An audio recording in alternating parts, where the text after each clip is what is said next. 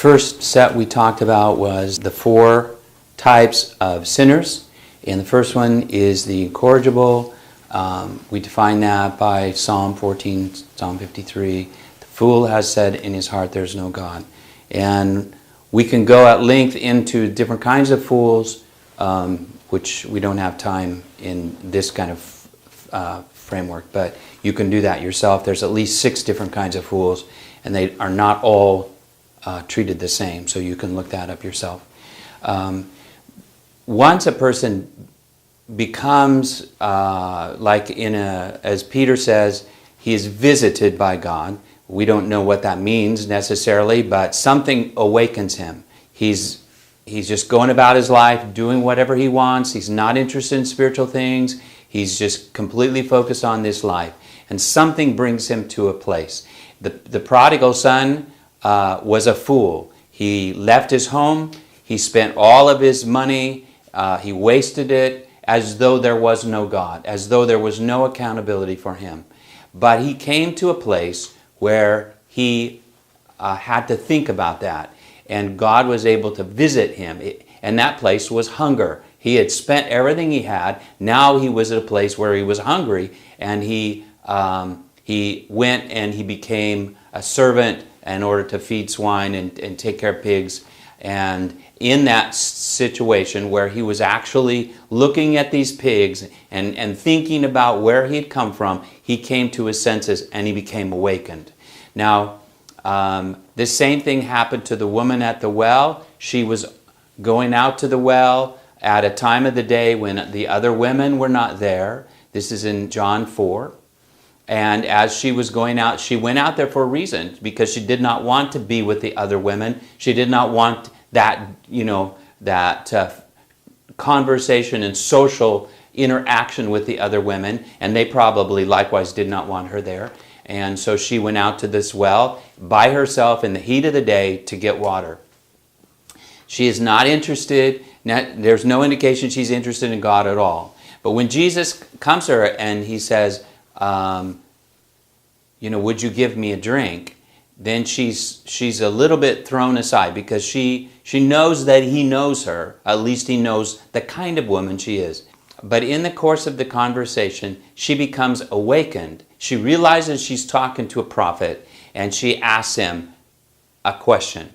Now, it's at this point that we realize, and if you look at all awakened people, when a person becomes awakened, they begin to seek God. They're not necessarily seeking to make the relationship with God right, but they're seeking to present to God some kind of justification for their life.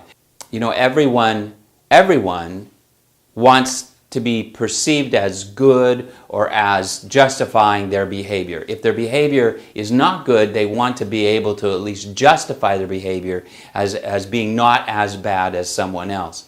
And in order to do that, they have to come up with a list of things that will put them in a better position with God. And this I call the list. You can always tell an awakened person from the incorrigible, the one who's not seeking, because the awakened person has a list. The rich young ruler had it in his pocket. He reaches in and Jesus says, he has his dialogue with Jesus, and he reaches and he pulls out his list. He's got it. He says, what about the 10 Commandments? Jesus says, what about your list? And he pulls out his list and he says, I'm checked. Everything's checked off. Everything's good. Saul of Tarsus, he had a list, and he names his list in Philippians chapter 3. He says, I'm a Hebrew, I'm a Jew, I'm a Pharisee, I'm perfect according to my list. I'm perfect. Not only am I perfect, but I'm zealously persecuting the other people, the non-people that different from me. And so you will always tell a person who is awakened. People who are awakened go to church. They go to revival meetings, to crusades. They'll do whatever it takes.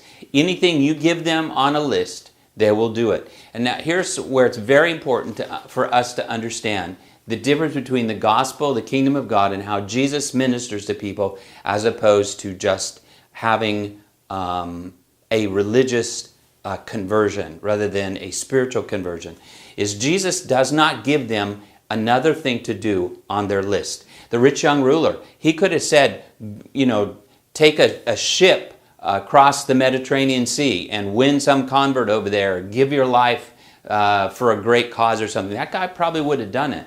But he didn't do that. He looked at him, he looked in his heart, and he said, what's the most important thing to you? You give it up for me. Jesus did the same thing with the woman at the well. He didn't answer the question of, as soon as she got a list, she says, which church is the right church? Do I go to the northern mountain church or do I go to the southern mountain church? So many people that have a list, they want to know which church to go to. That's one of the first things they do. And then smoking and drinking goes right down the list too. But the first thing they want to know is, which church do I go to? A person that asks that question is awakened. They're not ready for the gospel. And this is very key. They're not ready for the gospel because they think that you give them one more thing to do. If you say join a church, they'll join a church. If you say become a deacon, they'll become a deacon. You say become an elder, they'll become an elder. Like when I was young, I had done everything my church had requested, and I thought, well, the next step is to become a pastor.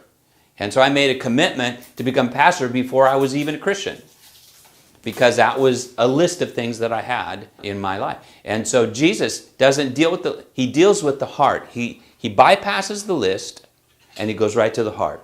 He told the woman at the well, go get your husband. He told the rich young ruler, go sell everything you have. Why? Because that was where their heart was. And he goes for the heart. Now, when working with the awakened, if you ask them to pray a prayer, they'll pray it. If you ask them to join a church, they'll join the church. But that's not what they need. What they need is to know that sin is in their heart. Now, the prodigal son, he starts making a list. I'm going to get a job. I'm going to do this. I'm going to do that. And I'm going to clean up my life. I'm going to get my money back or whatever. I'm going to feed myself. I'm going to take care of myself. And then he came to his senses. He says, I'm a sinner. Now, does that show that he is moved from awakening? It shows that he's in a process. Because the next step is realizing in our heart. It's taking the gospel to the heart. Now, an awakened person is not ready to receive Christ until something else happens. And the first thing we have to do to bring this person from awakening to the next one, which is conviction, is we need to deal with the heart of sin in their life.